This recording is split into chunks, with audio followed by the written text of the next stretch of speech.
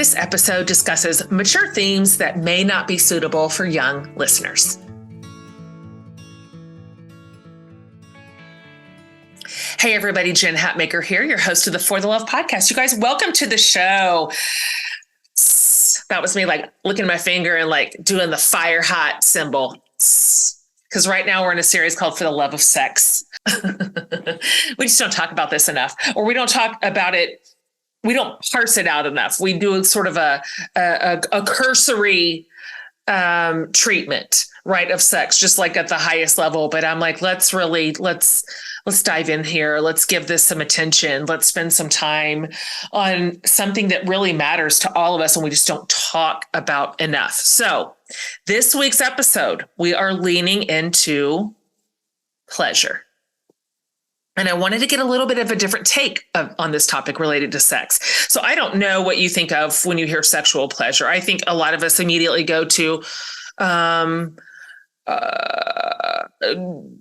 let's focus on our imaginations, or we think we need to consult an instruction manual about the anatomy and like, where's the G spot and what are the techniques and what are the tactics and, you know, what are the positions, like some mechanical aspects, right, of pleasure. But I think there's some really important stuff to unpack here, particularly for women, when it comes to the mind-body connection and sex.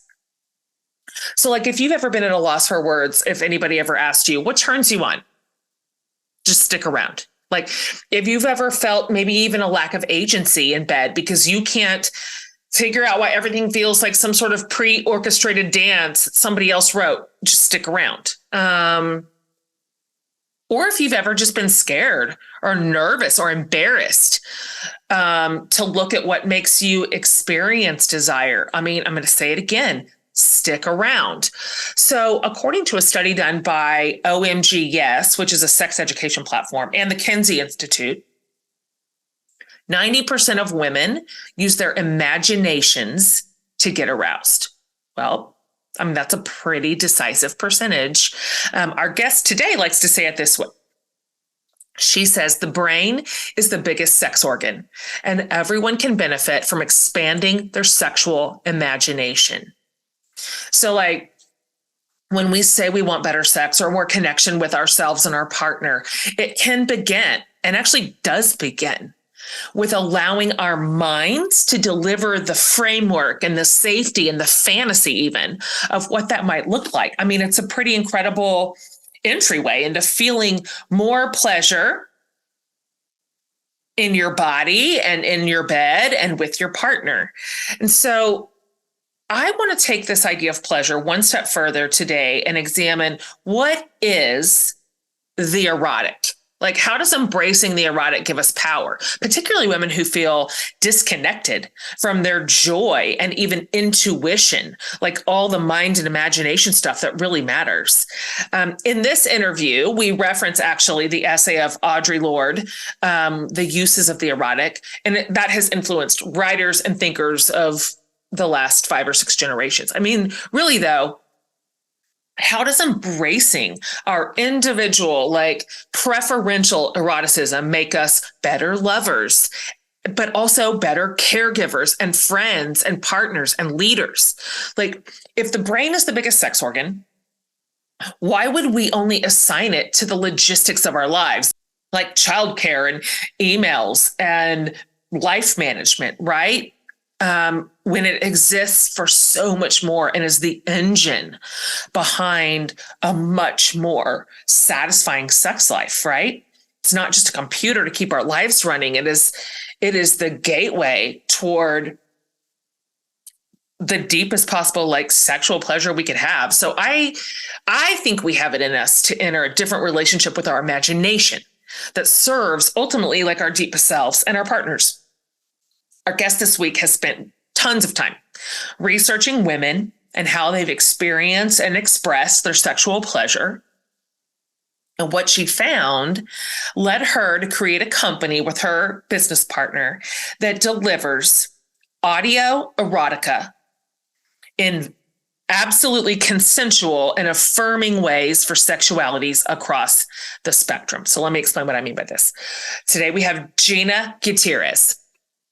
She co-founded a company called Dipsea, Dipsea, with her friend to address a gap that she saw in how women interacted with their own sexuality and pleasure. So after tons of research, and we're going to talk about this, she began to see an opportunity in helping non-binary and female identifying people bridge the gap between their minds and physical pleasure through erotic audio stories. Like the quickest shorthand I could give you right now, because she said this a few minutes into the interview, is essentially taking the power of like sexy romance novels, like our moms read, that we still read, that whole genre of books that women have absolutely loved for decades, and innovating that into sort of today's modern world. So that's kind of the idea. Like if you can get into your brain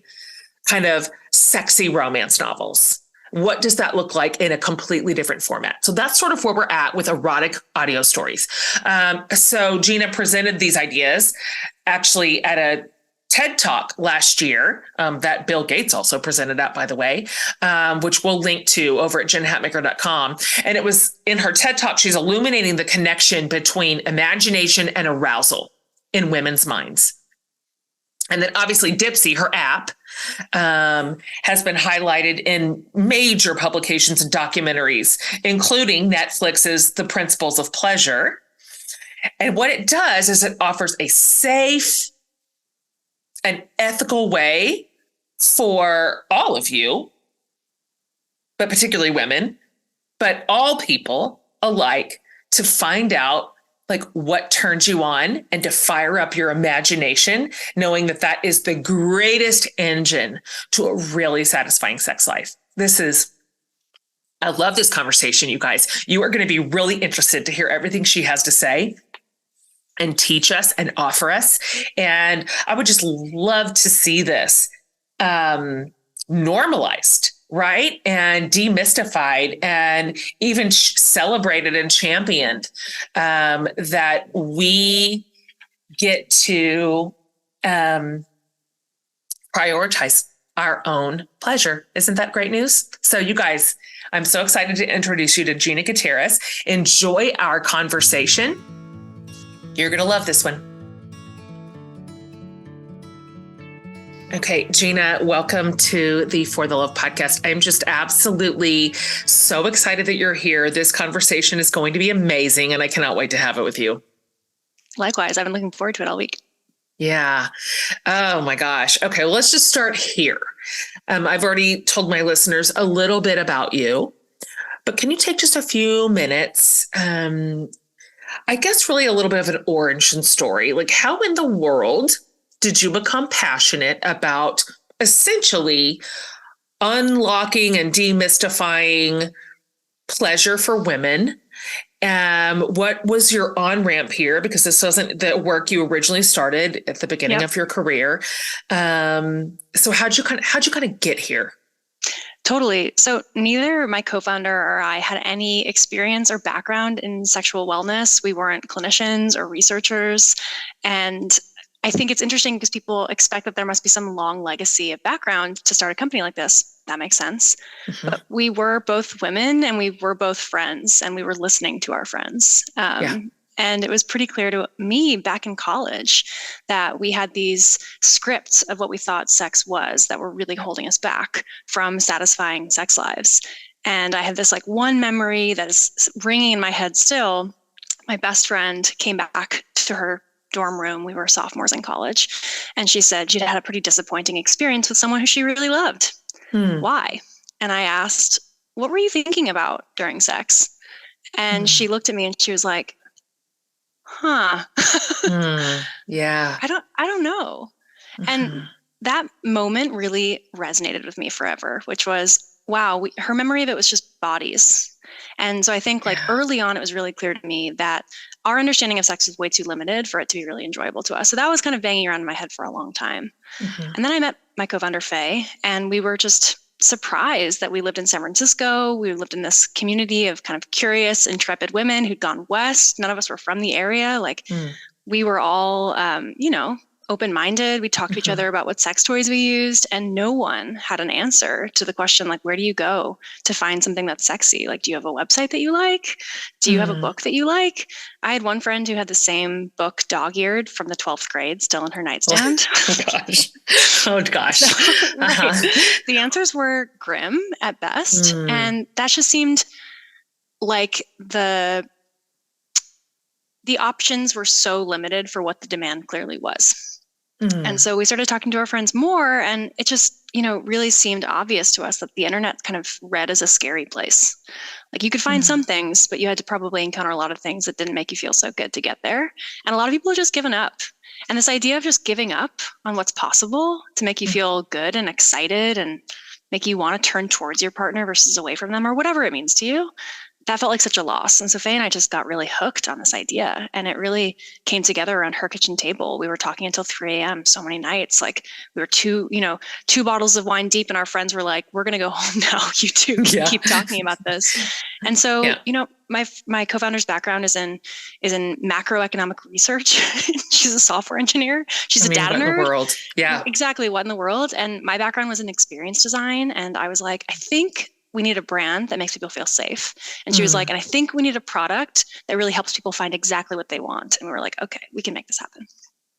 Do you think that the void in the market here, as you were sort of workshopping it around the 3 a.m. table, is because primarily any sort of erotica or sexually themed content is both geared toward and created for men? Is that the problem? So it's important to note that there is a huge legacy of erotica for women that works great, which is romance novels. They just hadn't really cracked into the younger generations. So there was this existing space that Faye was obsessed with for a while, where she was like, oh my God, like romance drives the publishing industry. Like the publishing industry would be dead without romance. Like that cannot be understated. So there's kind of two things that's happening. It's either sex is like super safe, silly, and feminine, which men are like, that's cool. Or sex is like super intense and graphic and raunchy and male gaze. Those are the two versions of sex that we were seeing. And there's really nothing in the middle. So give us a little background here then. You decided to pull the trigger. The two of you were like, we can do something. We can split the gap here. We can find it. What sort of research did you then undertake around sexual pleasure and all the findings that came with it that ultimately, of course, turned into an entire audio app to help women essentially find out what turns them on? Totally. So it's first of all worth noting that there is such an abysmal lack of research on sexual pleasure specifically, because I think pleasure is still seen as the space that's just not worth a researcher's time. And so if you see like where the grants are going, it's not going towards sexual pleasure. I can tell you that. Like I was recently on a documentary that Netflix put out called The Principles of Pleasure. I highly recommend it. It was the first time I've ever seen a researcher talk about the connection between masturbation and falling asleep. There's one study on that. Even though anecdotally you ask 10 women about that and they could probably all tell you there's some connection. And so there's like not a lot of good research. I think what Faye and I did was we took these little disparate pieces of research and we were like, okay, if you put your arms around them, they're telling a pretty compelling story that no one's ever like told before. And so it wasn't that we had this treasure trove to look at, but rather we had these little pieces and we're like, we think these are connected. And so some of those things were, there's a book called A Billion Wicked Thoughts that at this point is probably feels old if you were to read it, but it basically looked at AOL search data. And they were like, okay, let's say that what people are more honest with their search bars than they are talking to you. So you can put 1,000 people in a room and say like, what do you desire? And they'd probably give you a different list than what they actually type into their search bar. That's a great point. So that like honesty factor was huge in this book. And they found that there were differences between what men and women were searching for. Men were more likely to search for something graphic. They might be interested in long legs. They might be interested in a certain body part looking a certain way, or a certain sex act. And women were much more likely to be narratively driven. So I want to know what the backstory is. I want to have some sort of dynamic that I think is fun between them. I want a story about a duke. right? And so there's a split there between like narrative and graphic that was clearly some sort of preference difference, whether that's biological or acculturated, hard to know, but there. And, really interesting to see that the romance novel space hadn't really connected with younger users. So that was really interesting too. It really skewed older. So it was really working for women, but older women. And Faye and I were like, there probably is something to be said here about, this space being like a white space, like an untouched space from innovation, not because there's a lack of demand from younger women. We didn't buy the whole, like, young people are having less sex. We're like, okay, maybe you're asking the wrong questions. It's like saying like millennials don't like, we don't know how millennials are going to vote. It's like you're calling them on the phone. They're not going to pick up the phone, right? It's like the wrong method. That's right. Totally. So we were like, we think that the lack of innovation here is because men aren't investing in innovators in this space. So again, like we're like trying to pull these pieces together. Like, is this true? We hope this is true. We believe this is true. And we're huge devotees of Dr. Emily Nagoski. I'm sure you're familiar with Dr. Nagoski, but I've had her on the show 3 times. Amazing. Devotees, big fans. Yes, same. And she wrote a book called Come As You Are. That was one of our Bibles. And it gave women a really functional framework for understanding how their sex drive might be different than they thought it should be. Again, because of male gaze media. And it was like, wow, maybe you don't have low libido. Maybe you don't have less of an interest in sex than you thought. Maybe you function differently than you thought. And maybe actually products, experiences, and stories that made you feel more comfortable and like made your brakes less, I don't want that. Like stop slamming your brakes so much could make you relax into pleasure. It's so interesting. I have a big book club that's kind of all over the United States, and Come As You Are is our January book. And I'm just like, right? Like everybody should read, every woman should read it. Yeah. And it is so deep in the psyche and in what our internal wiring, way beyond the mechanics of pleasure, which is where I think a lot of people just get hung up, maybe that is the conversation, which are what goes where and what's the technique and, what are the tricks. But there's just so much more to it that brings it all alive. If you've been following along for a while here, you've heard me talk about Thistle Farms, of course. I've told you about their candles and how they light the way for the next woman survivor of trafficking or prostitution or addiction. And I love this. It's a super powerful sentiment. I just spoke with Thistle Farms recently, and I learned the story of a woman who had been trafficked for 3 years. When she first learned about the ritual of the candle, she said, that candle was lit before my trauma even happened. It was lit when I was still in grade school, before I knew I would need to heal from something. Someone knew that a place needed to be created for me. Look, I burn candles every day, literally every day. Candles create scent, ambiance, peace, space for creativity, sanctuary, sanity.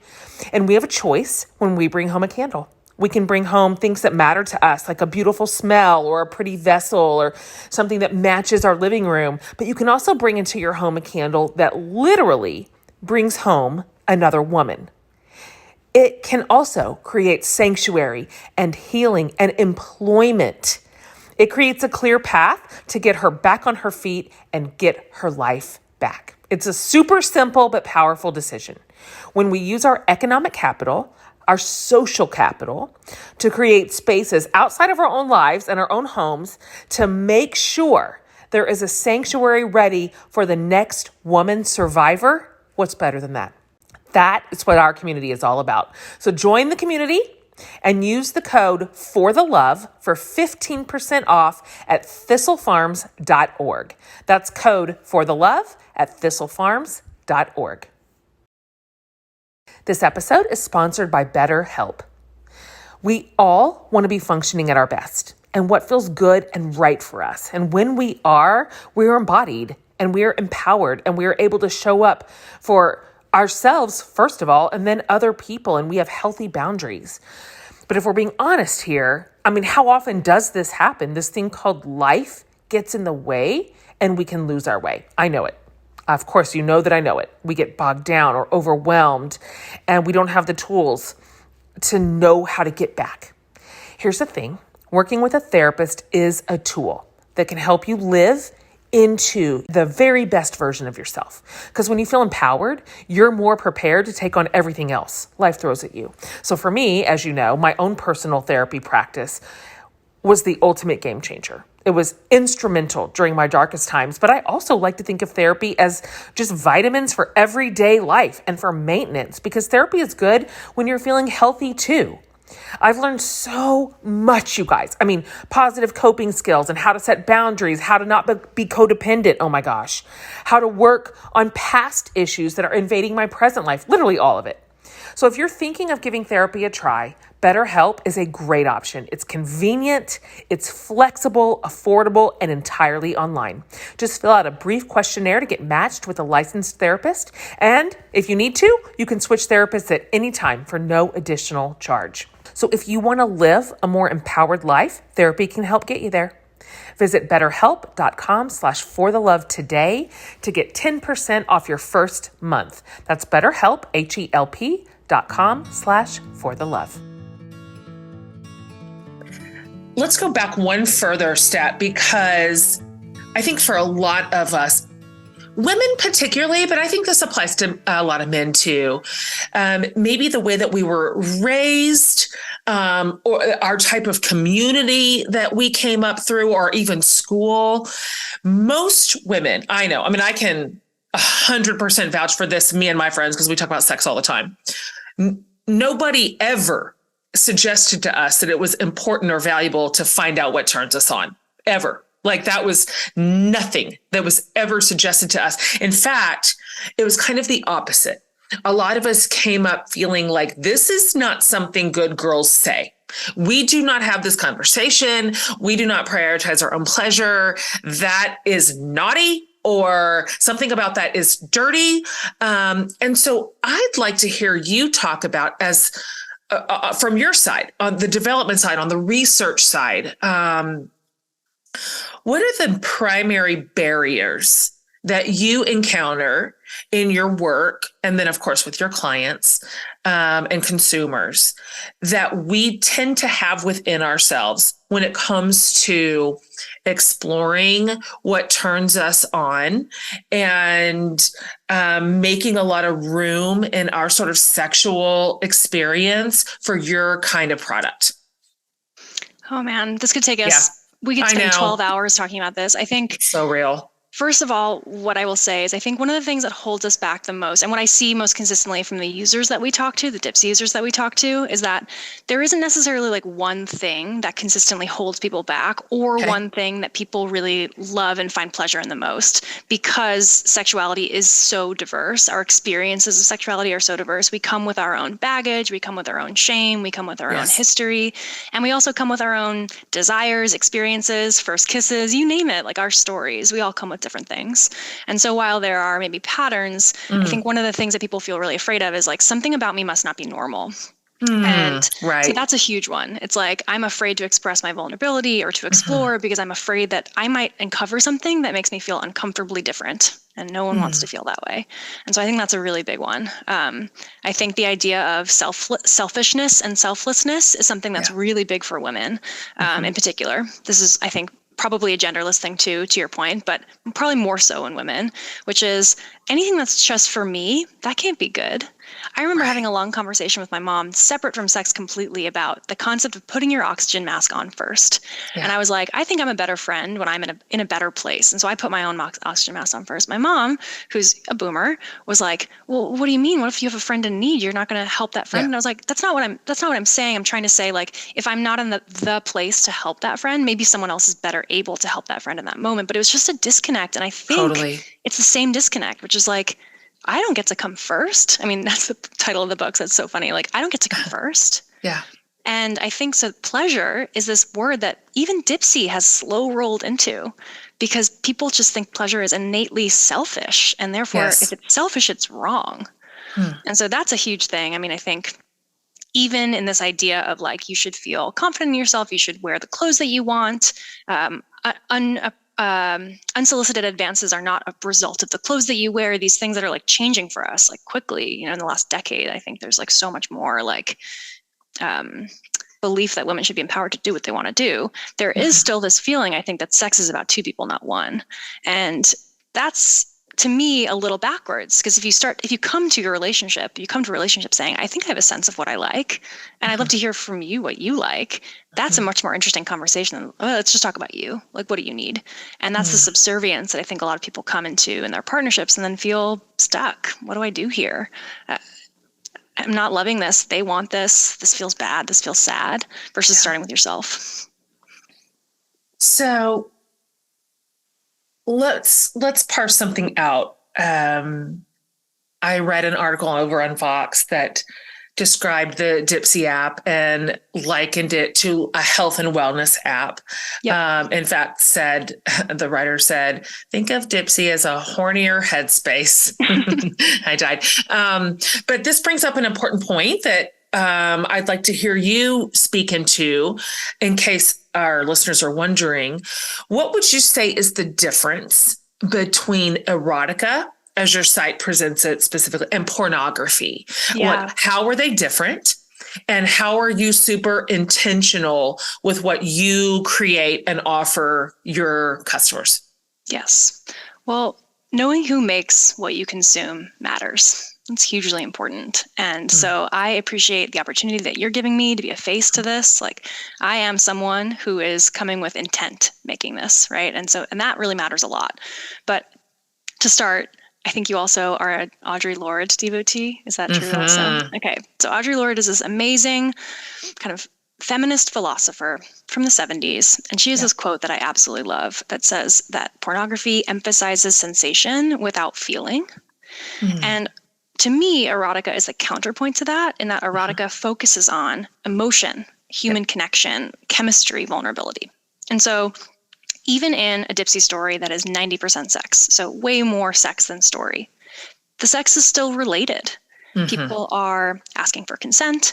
They are expressing their desires vulnerably. There's curiosity with one another. And so all those things are different than the pornographic presentation of bodies in motion, to put it as simply as possible. But I think the question gets way bigger when you talk about, again, like the institutional stuff that's happening that shapes our understanding of sex, these like forces that be that we probably don't think about that often. And unfortunately, Dipsea, which we think about all the time, because we try and get our product in front of you and platforms ban us or things happen. Sure, of course. And so like, we're really aware of these institutional barriers that I think if everyone knew about, it would be pretty illuminating as to like why they feel and know what they know and what they feel. So one of the big ones is, Apple's policy on content infamously is, I'll know it when I see it. Like literally, like one of the biggest companies in the world, Apple, their policy on pornography is, I'll know it when I see it. That's right.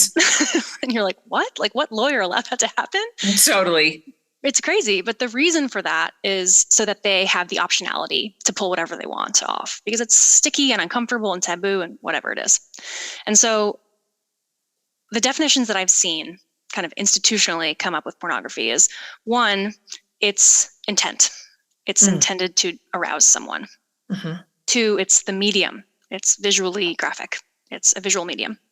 And three, it's how it's produced, that there are sex workers having sex to produce pornography. And so Dipsea is intended to arouse people, so it hits number one, but it doesn't use sex workers to produce the content, and it isn't a visual medium. So definitionally, I think there's differences there between erotic and pornography. But I think the third layer that matters the most, back to like who makes it, is like the ethics of how it's produced. Totally. So at Dipsea, we don't have sex happening in the making of our content. We have voice actors. And those voice actors are recording all over the world in booths and studios, and they're directed by really caring directors on the Dipsea side who are making them feel comfortable in those spaces. And then we have, Lulu and Francis being recorded in these different rooms. Those are made up names, weird ones. And we're stitching these together to make them seem like they're in the same room together. And not only are we doing that as part of the practice of how we want to produce it, we're making sure that the network, the pool that we're using of voice actors is not only really talented, that it's representative, that those are people that sound like the world around us. Like we're making sure that we're hitting census benchmarks of how much race and ethnicity is represented in our storytelling. That matters, because if we hear ourselves in these stories, again, we feel more normal and we feel less alone, and it feels less scary. And so these are all ways that we take pains to be ethical. There's no way to be perfect. We have to certainly realize that, but those are ways that we try and be ethical. And that matters a lot in this space where ethics historically haven't been part of the conversation. Absolutely. So interesting. Good for you. This is really fascinating innovation. I would love to hear you talk about how you figured this out. So you're at the table, your second bottle of wine, it's 3 a.m. You're like, there's a missing piece in the market here. What we should do is create an audio app with tellings. Like, how did this happen? Sense, right? And then how do you do it? Like, I mean, you guys came from absolutely disparate careers. Like, yes. It's not like you had, hey, I'll just call my voice over actor network. I mean, you started from absolute scratch here. So did you have any false starts? Did you have any, like, what is this even going to look like? What are we even going to do? And then how did you develop your process for what you have now?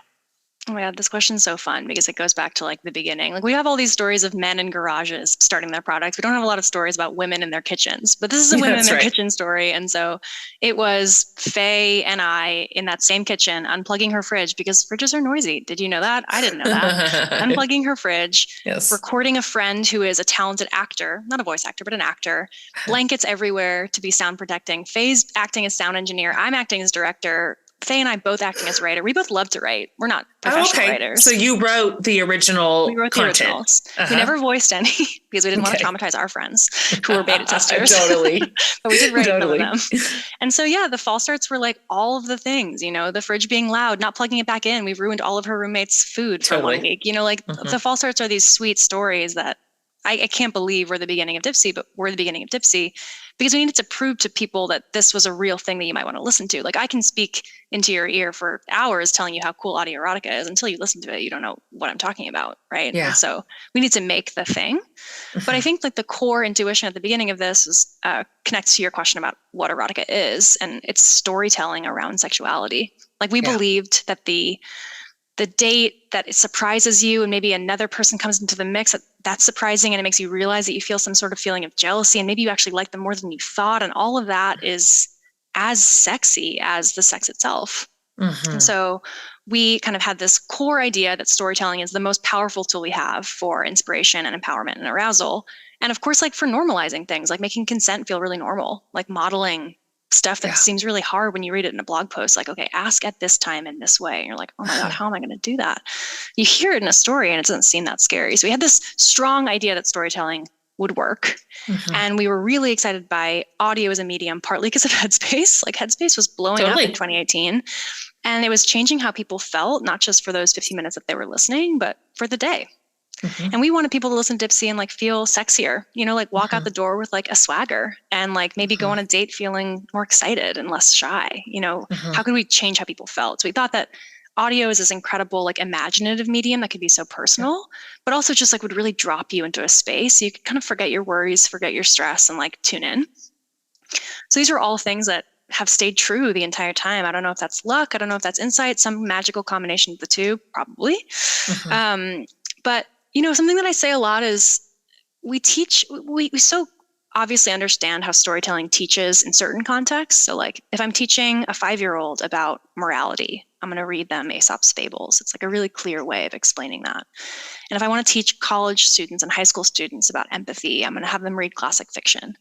Well, we can teach adults about sex through storytelling. Like Dipsea isn't an education platform, but it's the feedback that we get most excited about that is now like the thing that gets Faye and I up in the morning is people saying like, not only does Dipsea turn me on, like, thank you for connecting me with pleasure, but also, wow, like I was really afraid to get back into the dating world and like, this is getting me out there. Or I have a beautiful relationship with my husband and we are so happy, but we're not going to have a threesome ever. We don't want to, but I like to think about it. And so it's fun to have a separate world, separate from him, that I get to enjoy just for me. Like those stories are incredible. Those are relationally changing experiences for people. And so I think as we got feedback that helped us to understand what this could be and what this was doing for people, you get to course correct a little bit, right? And we want more stories like this. That'll be important for people and get smarter and better at what we do. So thinking through this very kind of personal experience that people are having with Dipsea,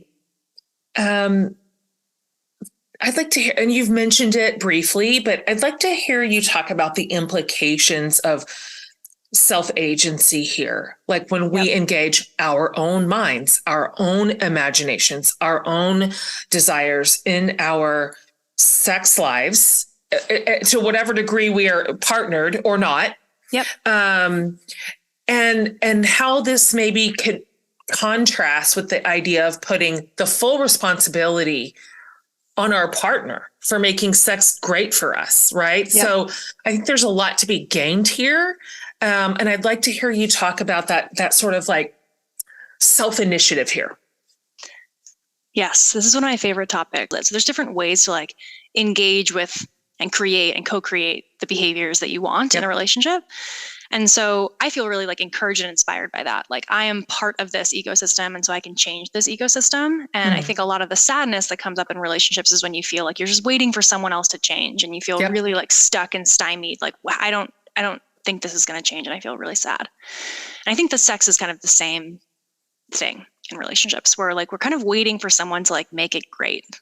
Like maybe one day they'll come home with like a fun toy and like it'll just change everything. Or maybe one day I'll just, be the weight that I want to be, and that'll change everything. And like we're waiting for this thing to change, and I think that leaves us waiting.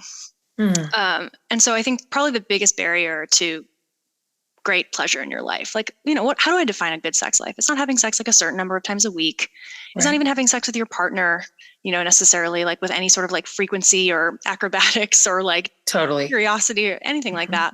It's just feeling like satisfied with your experience of like your own body and your connection to your partner and whatever that means to you. And so I think that it's really empowering to start with yourself because you're fully in control. And so I always say like solo sex is sex too. It's not like the worst version. It's not like the lonely version. It's not the shameful version. It's you figuring out how you like to be touched, what you like to think about, what it means to set up an environment for yourself that feels great for you. Like you're more likely to do that when it's just you. Like you dim the lights for yourself in a way that you might not dim the lights for you too. So what do you like? True.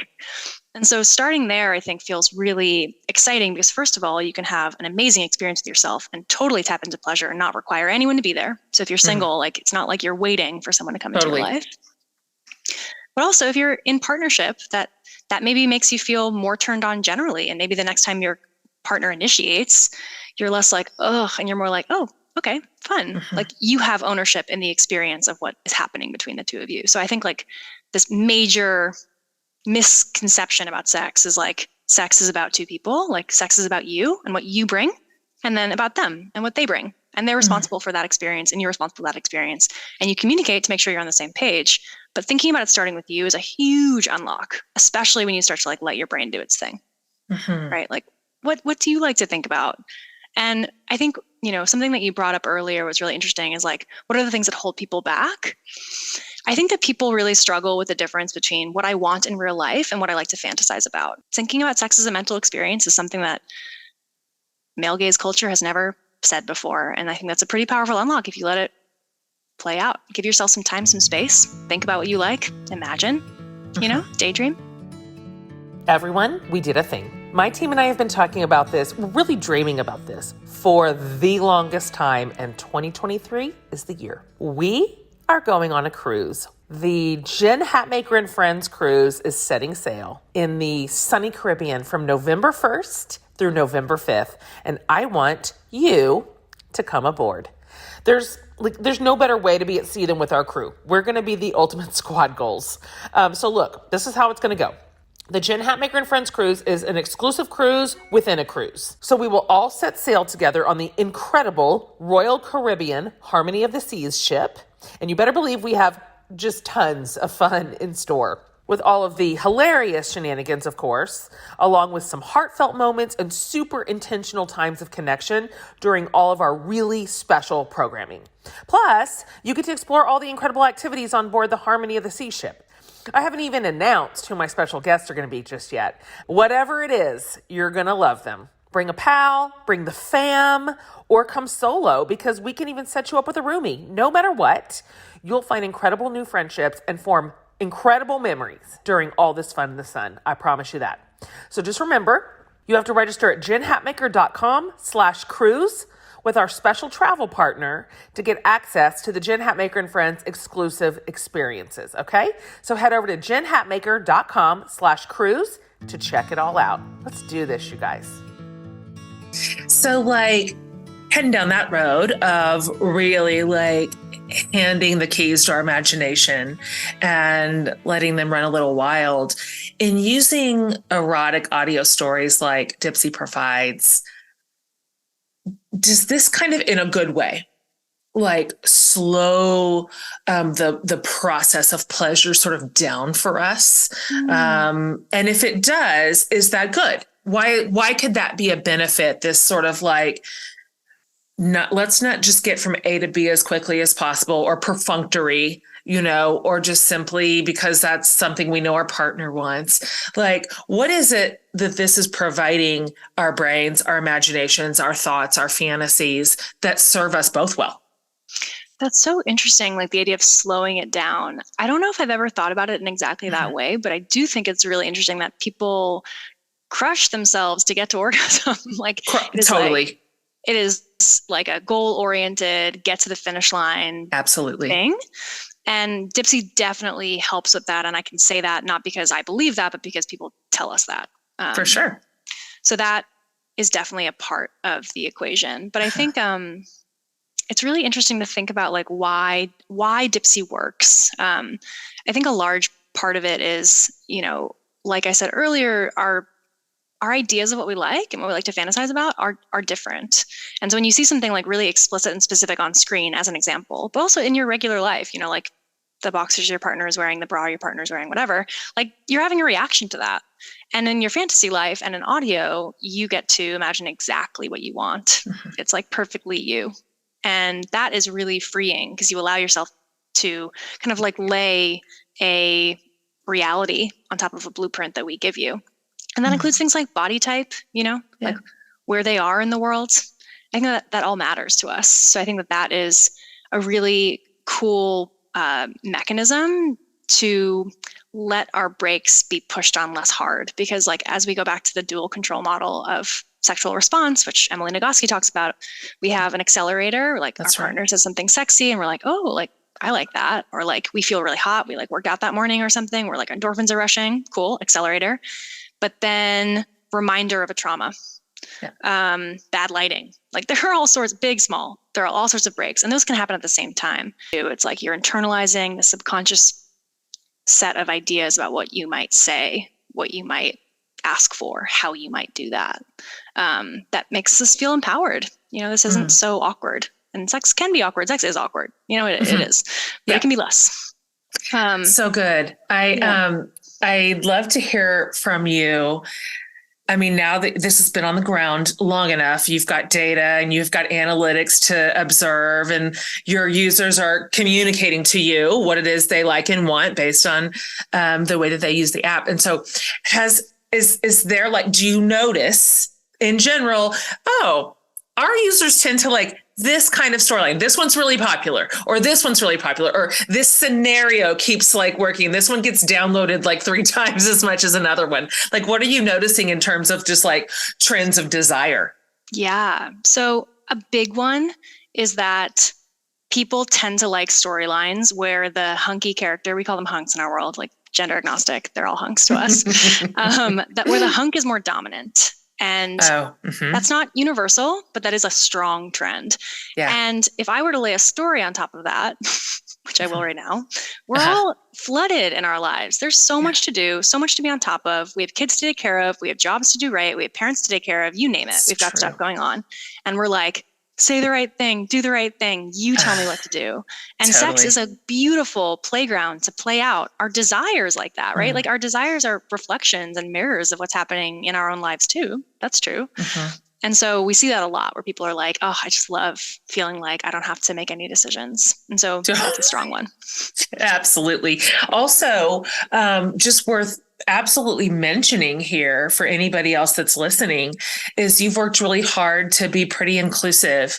So however your user comes to you, whatever however they identify, whatever their orientation is, even whatever their fantasy is, if it's outside like kind of a traditional structure, you've made a lot of room for a lot of disparate experiences, right? As people sort of come into your space. Yeah, right off the bat, there's a quiz for you. Do you want to listen to her plus him content? Do you want to listen to her plus her content? Do you want to listen to both? Would you be interested in threesome content?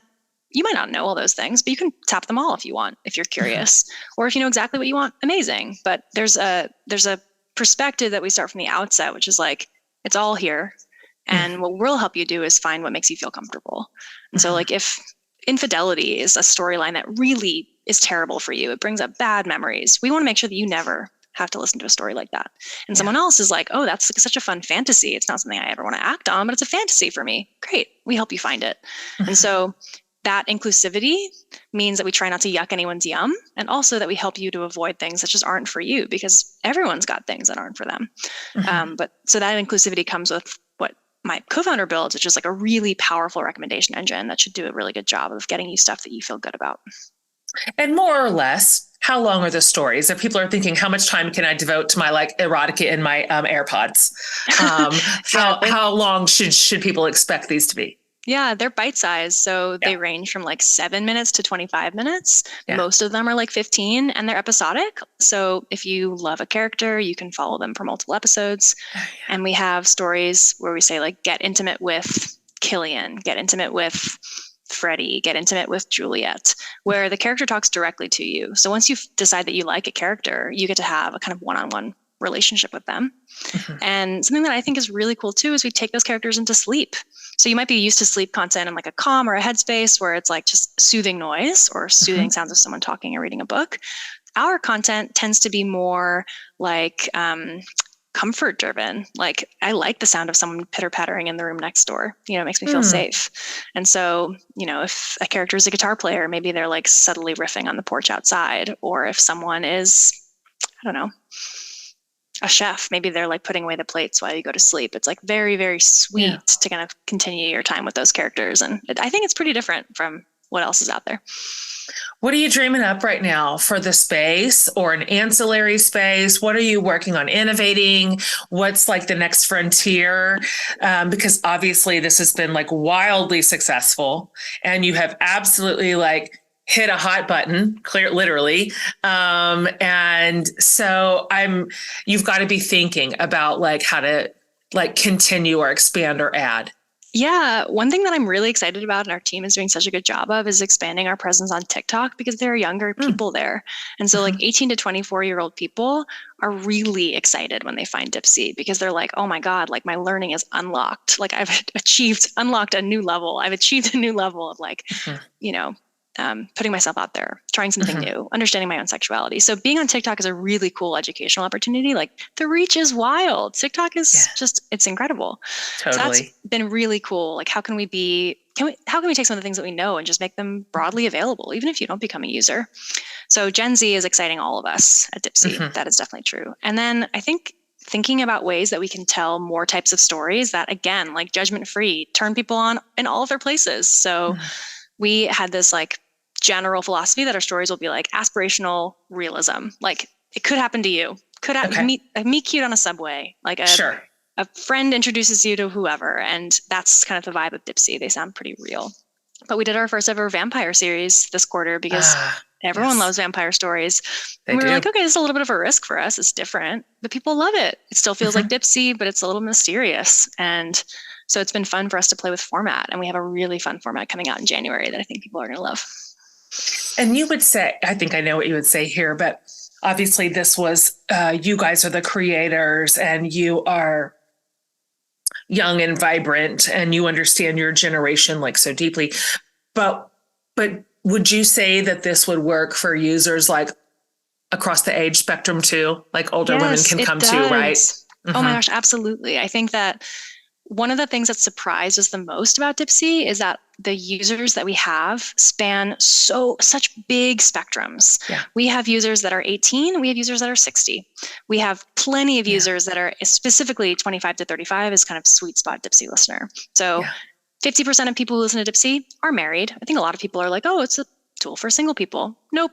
Tons of married people. Yeah. So like, it's surprising how many types of people find this so valuable. And then I think, even international folks, like it's an English first platform, but we still have users all over the place, which is so cool. So yes, it is cool. In many ways, sex in your earliest years is just like, cool, sex, fun. And then as you get older, you're like, what do I really want? And so like, we really want to be a tool for people who are evaluating for themselves. Like, hey, here's where I am in my sexual journey. And like, maybe I want more. And we really want to serve that person. I love this. Before we wrap it up here, I think I'd like to just hear you talk about how engaging with a platform, with an app like Dipsea, that is obviously sort of anchored in people's sexual experiences and fantasies and imaginations, has sort of a rising tide effect on the rest of our lives. Like this, it's not just in a silo. I mean, it may start there. Yeah. It may start just because people want more out of their sex life. But what are you seeing and experiencing with your users as this sort of permeates the other areas of their lives? It's the question. I think in our relational lives, sex is so misunderstood as a buoy that makes us feel happy and fulfilled and connected to the people that we love, to the partners that we love, but also the people that we love. Are we talking with realism to our friends about what's going on in our lives? Normalization is a rising tide. It takes a long time for things to start to feel normal. And normalization happens in all sorts of ways. I feel comfortable telling my friend that I listen to Dipsea and I recommend it. And we see that happening. I think something like 85% of people have already told a friend that they use Dipsea. So it's like something that people feel safe sharing with their friends. That is starting to change what we think is, again, normal is like dirty word, normal. Because we're all normal. We're all normal for being not normal. And so I think that is hugely important, that people are having active conversation and don't feel like it's a topic that needs to be kept in the shadows. I think it's incredibly powerful to think about sex as something in our life that we can nurture, and that the empowerment that we feel in that space kind of bleeds out into other spaces in our life. And that is multi-directional. But if you're feeling like really empowered in that space, you're more likely to assert yourself in the workplace, and you're more likely to ask for what you want from your partner. And you're more likely to walk down the street and feel like, wow, like people are really reacting to me so positively. Like the world is abundant. I have options and people are saying hello. And like, there's some energetic force that comes from just feeling like the world is abundant. And I think sex is a huge part of that. So for us, the stories that are most exciting are like, this is changing how I feel in my life. Like I feel better. I was working through trauma and now I feel like I'm not just in a place where I worked through it. I'm now finding joy past it. Like those are the stories that are really the most incredible ones for us at Dipsea. That is fantastic. We could not end on a better note than that. And I find that to be true, that these areas of our life are interconnected and it's mindset related. And you start pulling the thread and it just gets kind of sort of all interwoven in a wonderful way. And one area doesn't just impact the next, but can heal it and increase it. And so I love that answer. Okay. Last question, Gina. This is a question that I ask every guest and every series. And I borrowed this question from another woman that I love, but you can answer this literally however you want to. You can answer it with like a lot of earnestness or absurdity, and we get every kind of answer and we love them all. Her question is, what is saving your life right now? Okay. So it's really funny that you ask this because I saw recently online that you are an Enneagram 3. Is that correct? Oh, textbook. I always say I'm a 3 with a 3 wing. Yes, exactly. It's just like deep 3. I'm a 1. And knowing that about myself has saved me the last 2 years. Oh my gosh. Where I feel I'm so much less hard on myself around what motivates me. I have more of a sense of like why I feel angry or itchy in a moment. I'm like, oh, that's why you're feeling angry or itchy about this. And the self-soothe cycle isn't like 3 days later, we're like, I could have said that. And like, it could have been better. It's starting to happen earlier. So Enneagram has been a hugely, wildly powerful tool for me in understanding myself. Same. And I've become like the benefactor in my friend group of Enneagram. I have like a little fund for Enneagram. So if anyone in my friend group wants to do the test, I will pay for it so that we can talk about it together. That like gives me such joy and happiness because I am the exact same. I'm an evangelist because it served me so well. Self-awareness is underrated, and it eliminated a lot of shame for me, figuring out, that is why I do that. That is why I feel the way I feel. And it's not defective. It's just how I am. That's how I'm wired, and help me catch like red flags sooner. And I completely agree. I love that answer, by the way. Absolutely love it. Enneagram is so useful. Okay. Now, 100% people are going to have heard this episode and they're like, where's the download button for this app? So can you tell everybody where's the best and the easiest place to find out more about Dipsea, about you and your company, you and your business partner, all of it?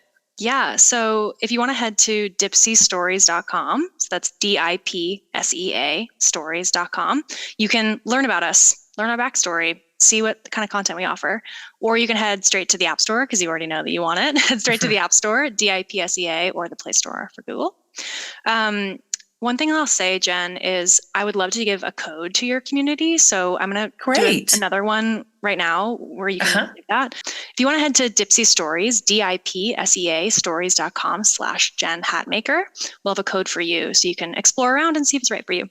I also recently did a TED Talk that is on sex and the imagination. It's pretty short. It's 9 minutes long. If you want to get a better sense for what you can do in your own practice, separate from listening to Dipsea, to kind of nurture your erotic imagination, I definitely recommend checking that out too. That's perfect. You guys, we will link all of this over at jenhatmaker.com. Every single thing that Gina just mentioned, we will have in one spot for you so you can find it. And I can't wait to hear your feedback on it. All right, Gina, have an awesome day. Thanks for being on today. Thanks for having me. All right, you guys, use that code that Gina just mentioned if you want to give the Dipsea app a try. And I can't wait to hear what you think about this one. I think this is just a really great conversation to have, and utilizing the power of our minds and our imaginations to improve and increase and expand and enjoy our sex lives is like such a fun conversation. We have a lot packed into this series on sex that we want to put into your hands and give you a place to learn and listen and prioritize your own bodies and your own pleasure and your own sexual experiences. And we are going to continue with even more episodes that you're totally going to love, and maybe don't listen with your kids around. I don't know. So if you go to jenhatmaker.com, under the podcast tab, we'll have all this over there. Everything about Dipsea and links and the code that you can use, a discount code for the app, and anything else that we can think to give you. So head over there for a one-stop shop. All right, you guys, hey, let's go. 2023 coming in hot. More to come in the sex series, you guys. You're not going to want to miss a single episode. See you next week.